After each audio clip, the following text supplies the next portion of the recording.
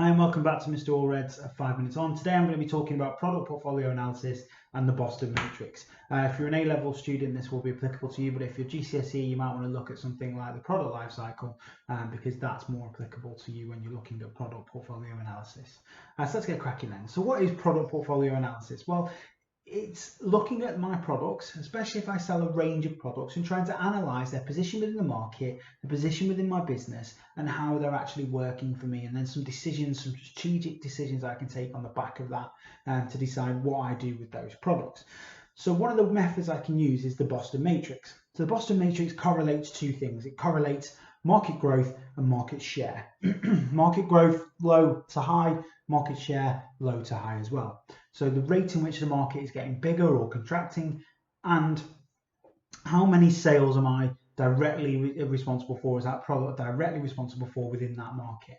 And it gives me 4 categories and then 4 strategies I can use on the back of it. So let's have a look at these now.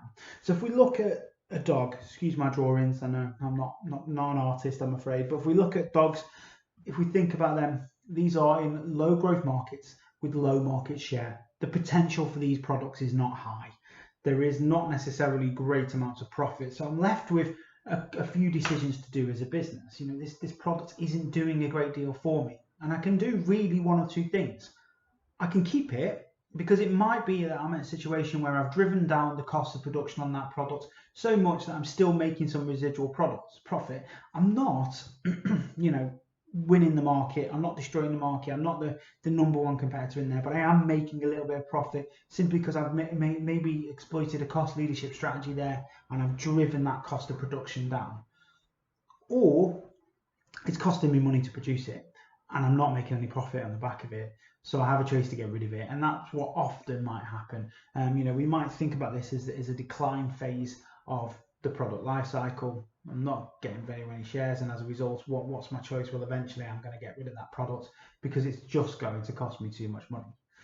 If we move across then to a cash cow, well, these also are in markets with low growth. The market's not getting big, but the difference is between these and a dog is they have massively high market share.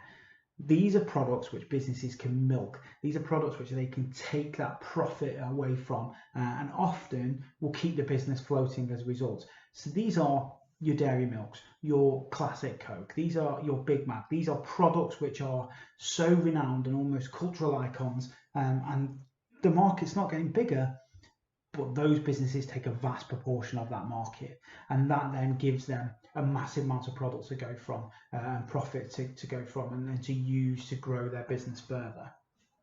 Obviously though, I can't just leave that product because it has the potential to become a dog, because if I start losing market share and I go to low market share, well then I'll have a dog on my hands. So what do I do? Well, often it's extension strategies.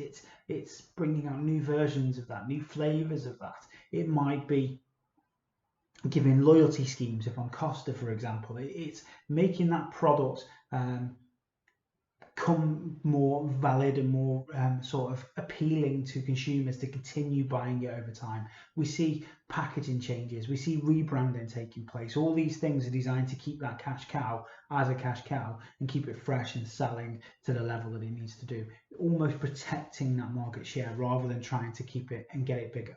If we move up then, well, these are my stars. These have got high market share, high market growth. These are potential for great profits. Potentially in the short run though, because obviously that market might not continue to grow forever. So these products, these have massive potential. I can start to milk these. I can start to get as much profit as I can from these because they're taking the market by storm. And, Nando's would have been a prime example of that a few years ago. The massive growth of that, sort of the chicken market, if you like, as fast food. And Nando's sort of filled that gap and had massive growth, massive potential there, and that's then given them huge profits. Now with a star, well, they can go either way. They can become a cash cow eventually. Once that market stops growing, if I can capture as much of that untapped demand as it comes through, potentially I can have another cow on my hand. But I have to be careful because often a star might become a dog or it might become a problem child, which we'll talk about in a minute. So I have to really make sure that I'm going out actively to capture that through advertising, through offers, through my marketing mix to try and encourage customers and new demand in that market to buy my products over any other competitors. And that's what keeps that product as a star and forces it to become a cash cow in the long run. If we look at the final one then, problem children, or sometimes referred to as question marks. These have a low market share, but they're in a market with high growth. The potential in that market is great. And if we think about that analogy of a problem child, their potential is great. And that's the truth of them. So what can we do with a problem child? Because yes, they've got low market share now, but actually the potential is there for them to make great amounts of profit and become a star. Because if we can capture that new demand coming in, or take the market, the customers from our competitors, well then we're benefiting from that greatly in the long run. So several things I can do with a problem child.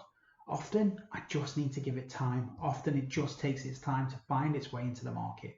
You know, product life cycles aren't the same, and sometimes in introduction and growth it takes some time for businesses for consumers to trust businesses and that business to take off. Other things I can do, well, I can take it back to a rebrand. I can think about the marketing mix. I can reanalyze the marketing mix, and is there a part of those tactics that isn't appealing well enough to customers? I can benchmark against consumers. I can start to redesign packaging. I can start to redesign the product. I can conduct more market research to find out what's wrong with it. All these things are on the basis of trying to develop what's actually happening and why this isn't capturing the market that it should do, or that I think it should do. Lots of time that will be going to research, and lots of time that is going out and thinking about and looking at what customers needs and wants. And if I can supply that with that problem child, and I give it some investment and I give it some time, well, actually it becomes a star, or could become a star. And that is really, really useful for me, because, you know, I can then turn that into a cash cow, and that can give me lots and lots of profit in the long run. The problem is with these problem children is if I don't rectify them and I don't sort them out, they will become a dog, and that's potentially a lot of wasted money, especially if it's in the early phases of its development. Especially if it's, you know, I've spent a lot of money on research and development with this and it's just not working, especially if it's a tech item or something like that. That could cost me greatly. So this has been Mr. Allred's 5 minutes on. Please like the video and please subscribe.